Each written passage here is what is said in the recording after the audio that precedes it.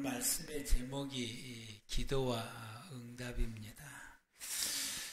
여러분께서 오늘 말씀을 조금 편안하게 좀 들으셨으면 좋겠습니다. 제가 오늘 약을 좀 먹었더니 좀 구름에 떠 있는 것 같은 느낌을 제가 지금 조금 받고 있어서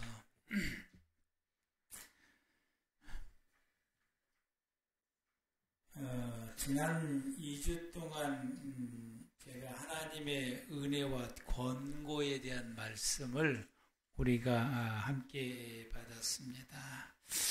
하나님께서 수많은 사람들 가운데서 나를 지켜보시고 특별한 관심을 가지시고 꼭 집어서 나를 선택해서 하나님의 자녀가 되게 해주셨다고 하는 것. 이건 정말로 우리가 놀라운 은혜 중에 은혜입니다. 이보다 더 큰 은혜를 우리는 받아야 됩니다. 그게 언제냐면은 우리 주 예수 그리스도께서 다시 오실 때, 오늘 찬양, 우리 강씨들이 찬양해준 찬양처럼 다시 오실 때에, 그때에 하나님께서 나를 꼭 집어서 선택받은 그 선택을 저와 여러분들이 반드시 받으셔야 됩니다. 우리가 지금 이런 신앙생활하는 것은 그때 선택을 받기 위해서 저와 여러분들이 지금 신앙생활을 열심히 하는 이유 중에 하나인 것입니다. 그런데 예수님께서 말씀하시기를 그때에 두 사람이 한 맷돌을 갈고 있을 때 한 사람은 버려두고 한 사람은 데려간다고 말씀하시고, 두 사람이 밭에서 함께 일할 때에 한 사람은 버려두고 한 사람은 데려가신다라고 말씀하시니까, 우리가 이 지금 현재 저와 여러분이 이 신앙생활하는 것을 대충 그냥 허술히 적당히 해서는 안 된다라고 하는 것입니다. 우리가 어떻게 신앙생활을, 이왕이 신앙생활하는 것, 그때 선택을 받을 수 있도록 우리가 현재 우리의 신앙을 잘 할 수 있는 저와 여러분들 되기를 바랍니다.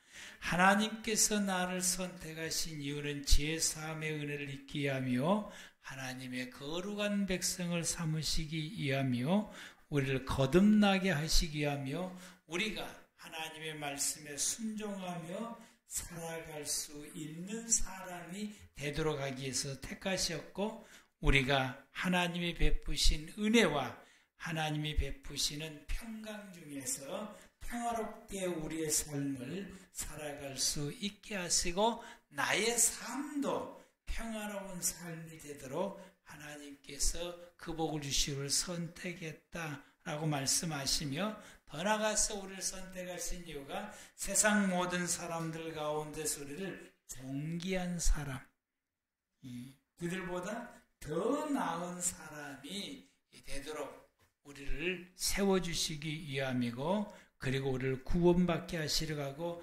마지막에 우리 주님께서 재림하실 때에 선택을 받아서 칭찬과 영광을 얻도록 하기 위해서 그 마지막 때를 택하기 위해서 지금 나를 택하셨다라고 말씀하시고, 그래서 그날까지, 내 생명이 다하는 그날까지 내가 이 세상에 사는 날 동안 하나님께서 나와 함께 하시고, 그래서 내 모든 삶을 지켜주시고 보호해 주시고 인도해 주시고 돌봐주시고 보살펴 주시기 위해서 나를 선택했다라고 말씀하십니다. 우리가 이 선택받는 것이 하나님의 놀라우신 은혜를 저와 여러분들은 받은 것입니다. 이 은혜 속에서 계속해서 살아갈 수 있도록 하기 위해서 하나님이 우리에게 권고의 말씀을 주셨다. 우리는 권고의 말씀을 듣고 그 권고의 말씀을 따라서 생활하게 되면 이 은혜가 나의 삶 속에 끊이지 아니하고 천국 가는 그날까지 계속해서 매일같이 이 은혜 속에서 살게 됩니다. 아멘. 그래서 하나님 우리에게 주시는 권고가 시험을 만나거든 기쁘게 여기고 받아들여라. 믿음을 끝까지 지키라. 말씀을 연구해라. 말씀을 연구하면 하나님의 뜻을 깨닫게 되고 하나님이 누구인지를 알게 되고 말씀을 연구하면 그 말씀이 나를 변화시키고 그 말씀이 나의 믿음을 강하게 시켜주게 된다. 그리고 하나님이 계속해서 권면하시기를 너를 위해서 살지 말고 이타적으로 다른 사람을 위해서 배려하면서 생활해 가라. 그리고 하나님의 은혜를 매일같이 구하라. 내가 은혜를 부어주지만은 그 은혜를 매일같이 구하라. 다시 오실 예수님을 만나기 위해서 재림의 신앙으로 살아가라 라고 말씀을 하시게 됩니다. 우리가 이런 믿음의 생활을 살아가려면은 절대적으로 이게 필요한 것이 기도입니다. 기도해야만이 우리가 이 믿음이 끊이지 않고 이 공부가 끊이지 않고 계속해서 유지하면서 살아갈 수가 있게 됩니다. 우리가 기도하면은 하나님이 응답하시게 됩니다. 에스겔서 36장 33절에서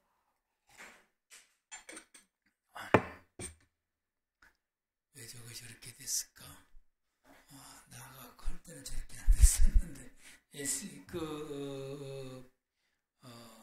내가 PPT에 만들어 놨는데 에스겔서 36장 33절 37절 말씀을 보면 주 여호와께서 이같이 말씀하셨느냐. 다같이 시작. 내가 너희를 모든 지역에서 정결하게 하는 날에 성읍들의 사람이 거주하게 하며 황폐한 곳이 건축되게 할 것인즉 전에 지나가는 자의 눈에 황폐하게 보이던 그 황폐한 땅이 장차 경작이 될지라.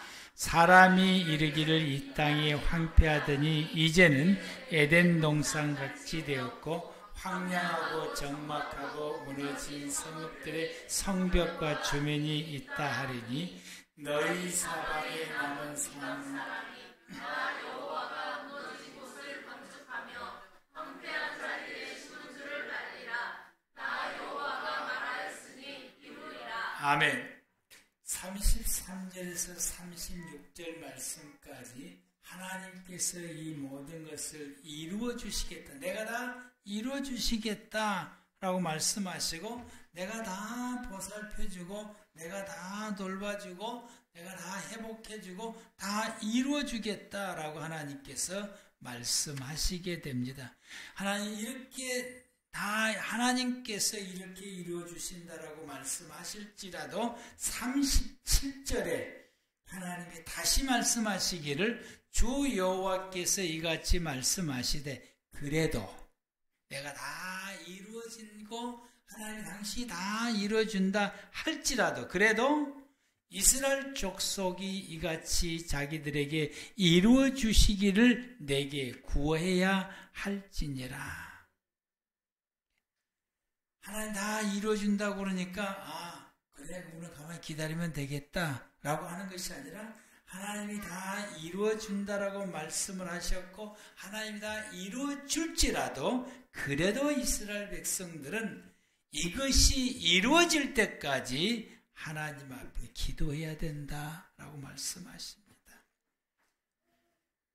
그래서 기도할 때에 우리가 하나님 앞에 기도할 때에 하나님이 이루어주시고 하나님이 또 이루어주신다고 말씀하실 때 그것이 이루어질 때까지 기도해야 되는 것이 우리의 사명입니다.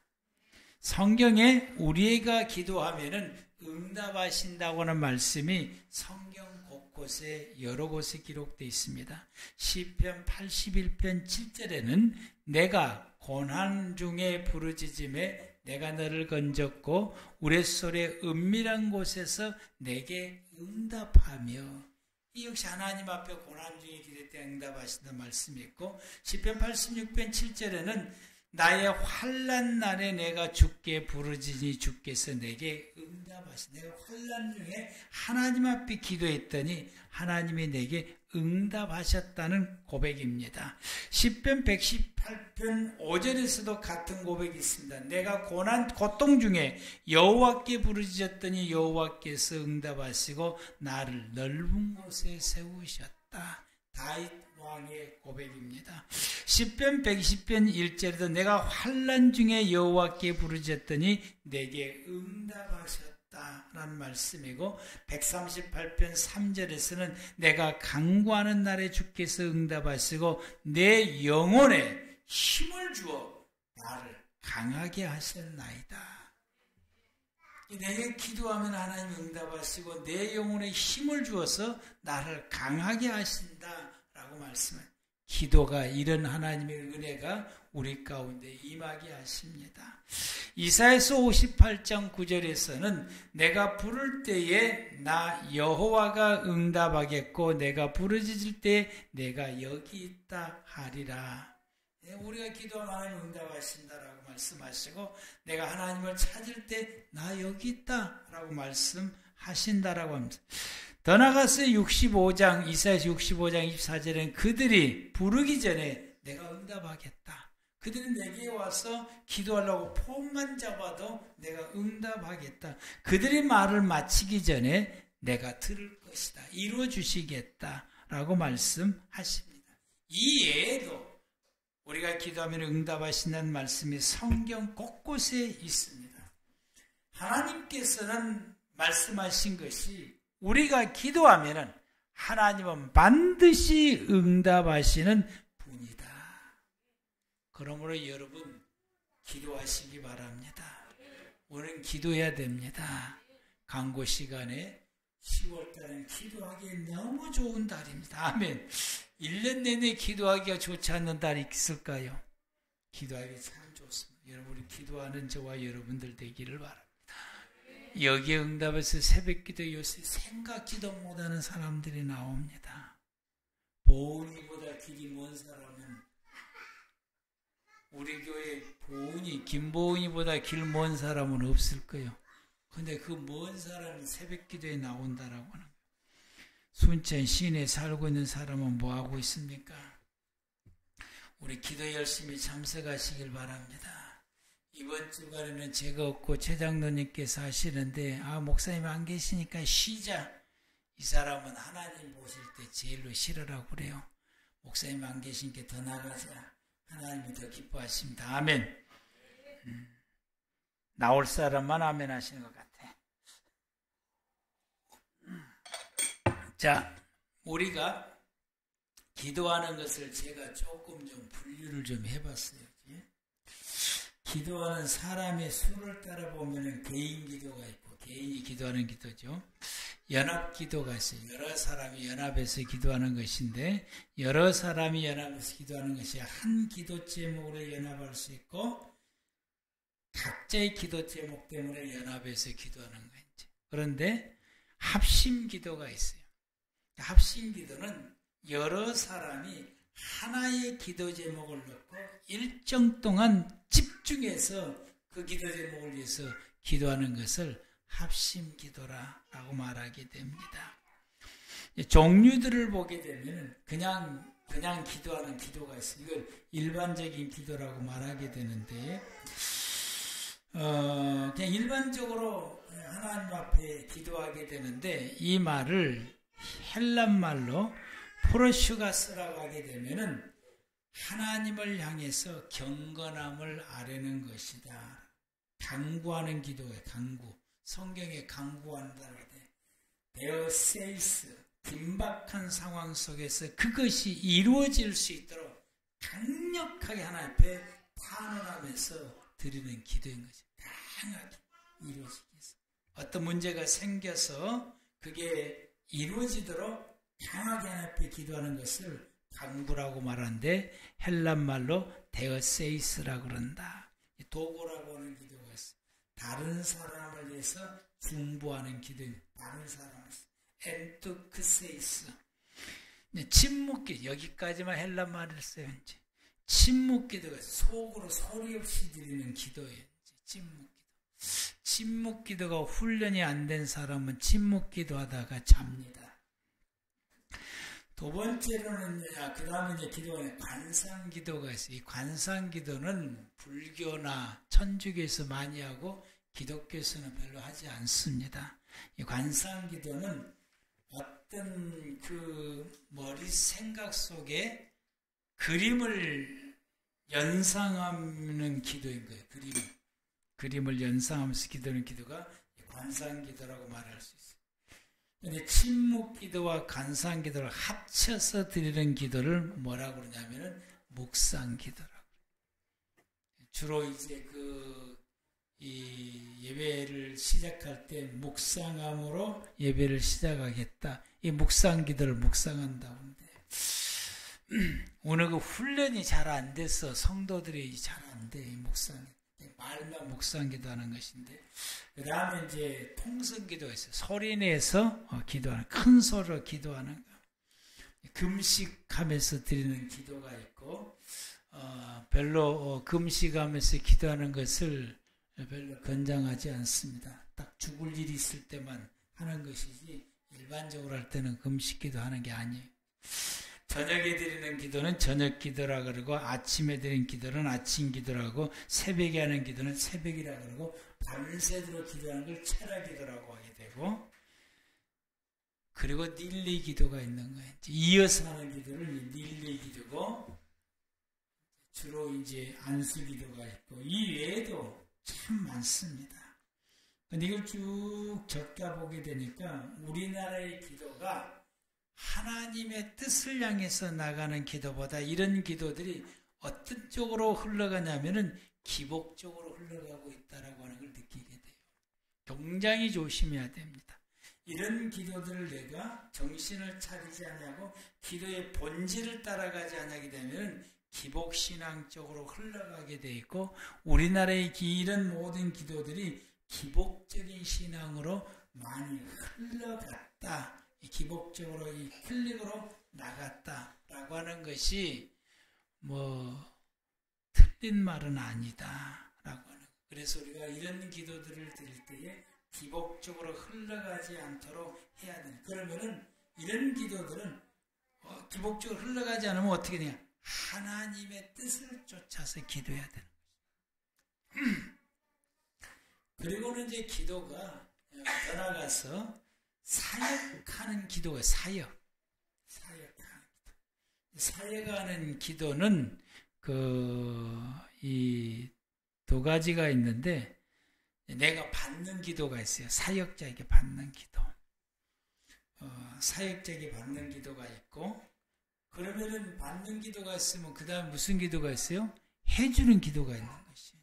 해주는 기도는 주로 안수 기도고 이 해주는 기도는 중보기도에 해당된다라고 말할 수 있습니다. 이걸 정리하다 보게 되니까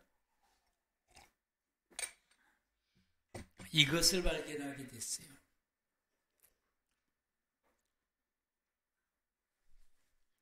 말로 하는 기도.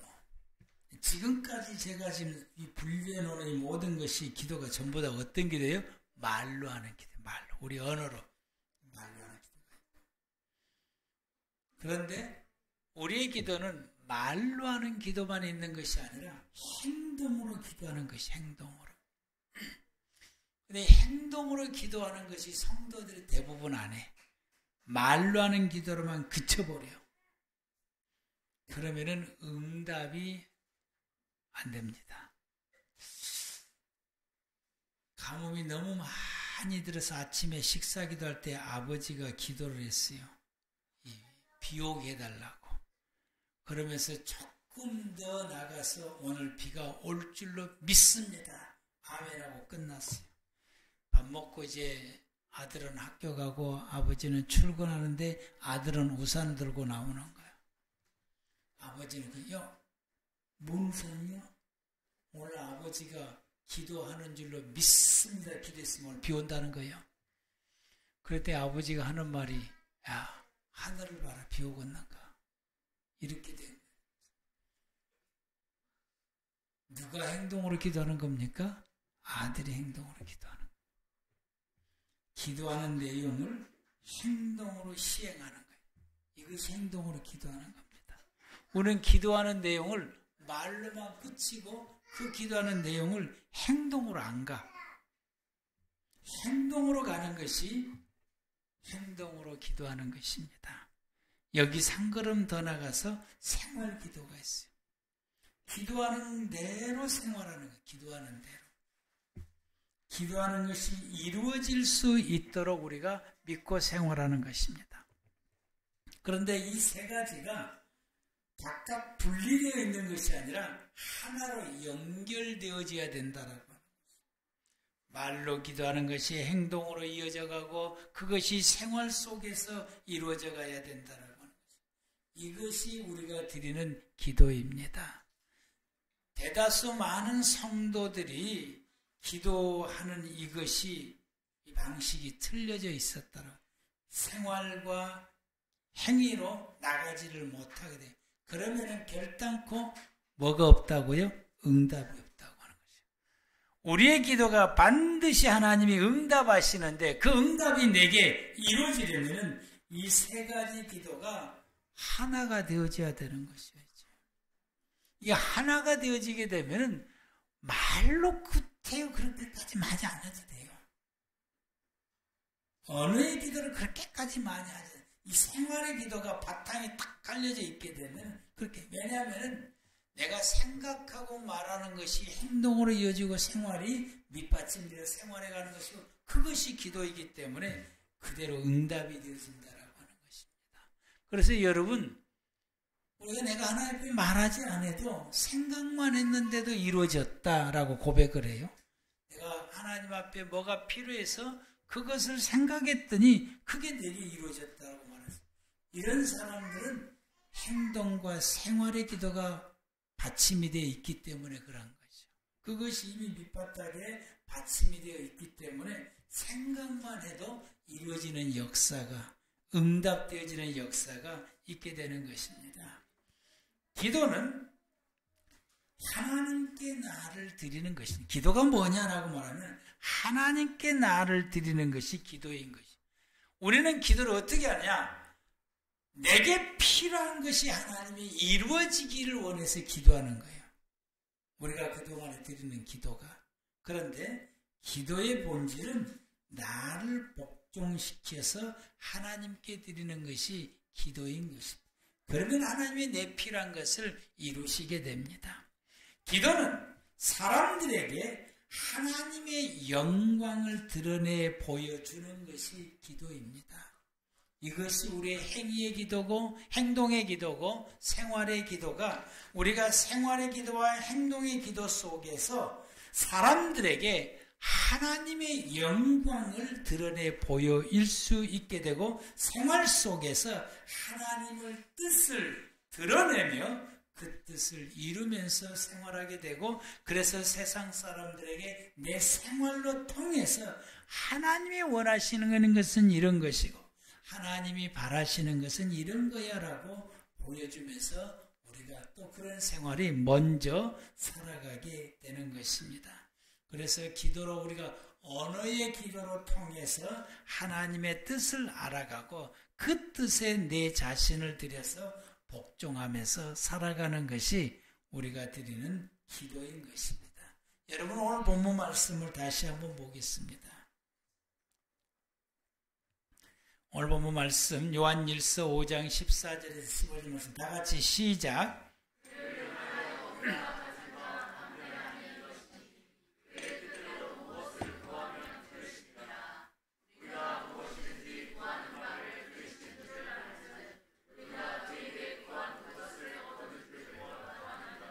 아멘.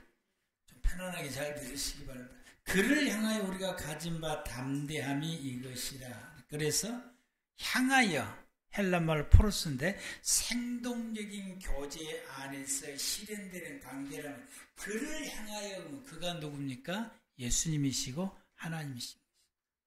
하나님과 생동적인 살아있는 이 교제가 실현되어져 가는 그런 그 관계 하나님하고 대면대면한 것이 아니라 살아있는 관계, 이 관계가 형성되어 있는 것을 그를 향하여 이런 관계가 되어 있을 때에 우리가 하나님 앞에 담대하게 기도할 수 있다는 담대함은 파르레이시아라고 하는데 기도에 대한 자신감을 가지고 있는 이 관계가 형성되면은 부탁하기가 훨씬 쉽지요.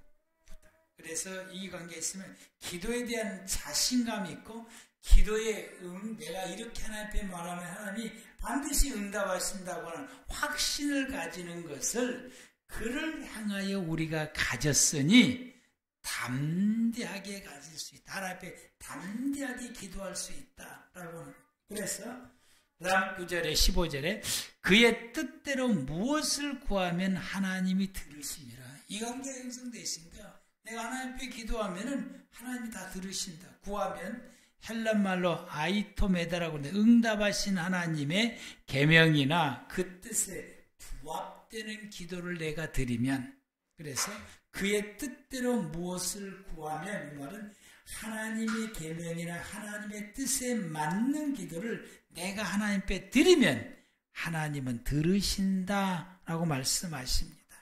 그래서 우리가 영적으로나 육적으로나 우리의 어떤 행동이나 생활 속에서 하나님과 깊은 살아있는 교제를 하는 가운데에 하나님과 나와가 분리되어 있는 것이 아니라 이 아바 붙어 있어서 하나가 된 상태에서 하나님께서 원하시는 것이 무엇인지, 아버지의 뜻이 무엇인지를 내가 알고 거기에 맞추어서 내가 살면서 기도하면은 하나님은 반드시 응답하신다라고 하는, 반드시 응답하신다. 이 확신 가운데 하나님 앞에 담대히 기도한다라고 하는. 그러면 하나님께서 우리의 기도에 대해서 응답을 하시게 됩니다. 우리가 아브라함의 예를 보게 되면은 하나님께서 아브라함에게 요구하신 것이 창세기 12장 1절에서 3절 말씀이 있는데 1절에 하나님께서 아브라함에게 요구하신 것입니다. 하나님께서 아브라함에게 요구하신 것은 너의 고향과 친척과 아비 집을 떠나서 내가 내게 보여준 땅으로 가라. 이게 하나님께서 아브라함에게 요구하신 말씀이고 아브라함을 향한 하나님의 뜻인 것입니다. 하나님께서 아브라함에게 아버지와 대대로 살고 있었던 고향을 떠나서 하나님이 지시하신 땅, 가나안 땅으로 가라. 그래서 아브라함은 그 말씀을 받고서 2절과 3절 말씀 가운데서 그 말씀을 받고서 그 말씀에 순종하여 하나님의 뜻을 따라서 갈대아 우르를 떠나 하나님이 지시하시는 가나안 땅에 가서 거기서 살면서 하나님의, 내가 여기서 사는 동안에 하나님께서 돌봐주시기를 기도하는 것입니다. 하나님의 뜻이 고향을 떠나서 하나님의 지시한 가나안 땅에 사는 것이 하나님의 뜻이니까 순종하여 그 땅에 가서 내가 여기서 살 때에 하나님 나를 돌봐주십시오. 그때 하나님께서 아브라함이 하나님 앞에 구하는 모든 것을 하나님이 다 들어주시고 이루어주시게 됩니다. 창세기 26장을 보게 되면은 이삭이 가나안에서 살고 있는데 가뭄이 너무 심해서 이 흉년 가뭄을 피하기 위해서 애굽으로 내려가는 길에 그랄 지방에 이제 도착을 하게 됩니다. 그래서 26장 1절 말씀이 바로 그 그랄 지방에 도착하게 되는데 2절 말씀을 보게 되면 하나님께서 이삭에게 말씀하신 거예요. 그랄 지방에 왔을 때에 애굽으로 내려가지 말고 내가 내게 지시한 땅에 거주하라. 그냥 여기 머물러 있어라. 흉년된 이곳에 머물러 있어라 라고 하는 것입니다. 이삭은 하나님의 뜻이 내가 여기서 머물러, 흉년 중에도 여기서 머물러 있는 것이구나. 나는 이 흉년을 피하기 위해서 애굽으로 내려가는 것이 내 뜻인데 그 뜻을 포기하고 하나님 하나님께서 여기서 머물러 있으라고 하니까 그 뜻에 복종하고 순종하여 가나안에 머물러 있으면서 그 가운데 기도하면서 흉년 중에 농사를 짓게 됩니다. 흉년임에도 불구하고 이삭의 100배의 수확을 얻게 하는 응답을 하시게 되고 하나님께서 더 많이 복을 부어주셔서 거부가 되게 하십니다. 그 다음 구절들 말씀을 보게 되면 그렇게 하나님께서 그에게 이와 같이 복을 베푸시게 됩니다. 하나님께서 모세에게도 말씀을 하시게 됩니다. 이스라엘 백성들을 출애굽하여 가나안 땅으로 데리고 가라라고 하는 것입니다. 모세는 바로의 왕을 피해서 도망왔고 그 땅에 다시 가고 싶지 않는 것이 모세가 원하는 뜻이에요. 다시 그곳에 가고 싶지 않는 거예요. 그런데 하나님께서 모세에게 너는 애굽에 다시 돌아가서 이스라엘 백성들을 데리고 그리고 가나안 땅으로 가라. 이게 하나님께서 모세에게 주신 말씀이고 모세에게 바라시는 하나님의 뜻입니다. 모세는 이 말씀을 순종했습니다. 가고 싶지 않는 것이 자기 뜻이지만 자기 뜻을 꺾고 하나님 말씀에 순종해서 하나님의 뜻을 따라서 애굽에 내려가서 이스라엘 백성들에게 욕을 얻어먹어가면서 그리고 바로 왕과 대적하고 싸우면서 이스라엘 백성들을 마침내 데리고 가나안을 향해서 광야길을 지나가게 됩니다. 광야길 척박한 이 광야길을 가면서 어려움을 겪을 때마다 하나님에게 구했더니 하나님이 즉시 응답을 하시게 됩니다. 광야 40년을 가는 동안 하나님의 돌보심을 받게 됩니다. 신명기 8장 16절에 모세가 이제 다 건너와서 고백하기를 우리가 그 땅에 40년 살 동안에 하나님께서 만나를 주었고 메추라를 주어서 우리가 굶주리지 않게 살도록 하나님께서 돌봐주지 않았느냐라고 고백하게 되며 16절 말씀 그리고는 4절 말씀 가운데서 우리가 40년 동안 그곳에서 생활할 때 헐벗거나 발이 부르트지도 않았다. 수많은 어려움 중에서 하나님의 도우심을 구할 때 하나님께서 이렇게 즉시 응답하셔서 그들을 도와주었다라고. 모세나 이삭이나 아브라함이 그리고 이삭이나 아브라함이 그냥 말로만 하고 그들의 행동과 생활로 하나님의 뜻에 따라가서 하나님이 원하시는 대로 살지 않으면서 말로만 하나님 앞에 기도했을 때 하나님이 들어주셨을까? 그게 아니라 하나님의 뜻이 여기 있구나 라고 하고 자기들이 원하고 자기들이 하고 싶은 것을 포기하고 하나님께서 말씀하신 그 말씀에 순종해서 그 안에서 살면서 그 안에 사는 것이 생활의 기도인 것입니다. 그 안에 살면서 그 사는 가운데에 여러 가지 많은 일들이 있을 때에 하나님의 도우심을 구하실 때에 하나님이 응답하시고 도우셨다라고 하는 것입니다.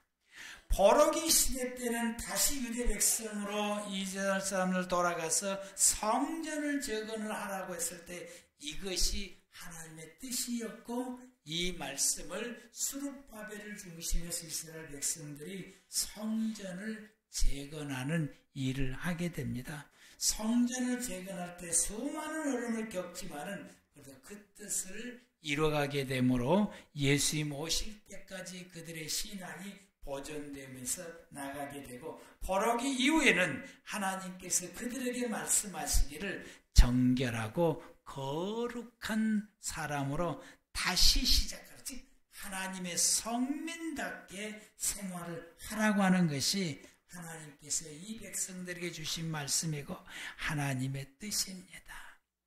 오늘날 이 시대를 살아가고 있는 모든 사람들에게 하나님께서 말씀하십니다. 주 예수를 믿어라. 그리하면 너와 내 집이 구원을 받을 것이다.